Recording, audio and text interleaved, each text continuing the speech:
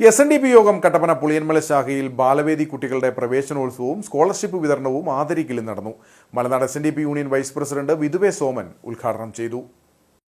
ബാലവേദി കുട്ടികളെ ശാഖായോഗം ഭാരവാഹികൾ തിലകമണിയിച്ചാണ് സ്വീകരിച്ചത്. തുടർന്ന് കുട്ടികളുടെ കലാപരിപാടികളും പഠനോപകരണ വിതരണവും നടന്നു.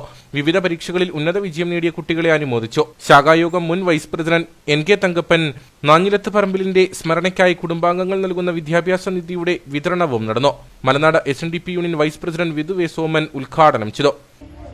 നമ്മുടെ സംസ്ഥാനത്തെ വിദ്യാഭ്യാസ സ്ഥാപനങ്ങളിൽ പഠിക്കുന്ന ആളുകൾക്ക് സൗജന്യ വിദ്യാഭ്യാസം അടക്കമുള്ള സൗജന്യ ഭക്ഷണമുള്ള അടക്കമുള്ള കാര്യങ്ങൾ ചെയ്യുന്നു. ഇതെല്ലാം ഗുരുവിന്റെ ഒരു വിദ്യാഭ്യാസ സങ്കല്പത്തിന് ചുവടുപിടിച്ചാണ്. അറിവുള്ള ഒരു തലമുറയ്ക്ക് മാത്രമേ ഒരു സമൂഹത്തെ നന്നായി നയിക്കുവാൻ കഴിയുള്ളൂ. അതുകൊണ്ട് തന്നെ ആ കുട്ടികളോട് ആദ്യം ഒരു തലമുറയോട് ആദ്യം പഠിക്കുവാനാണ് ഗുരു ഉപദേശിച്ചത്.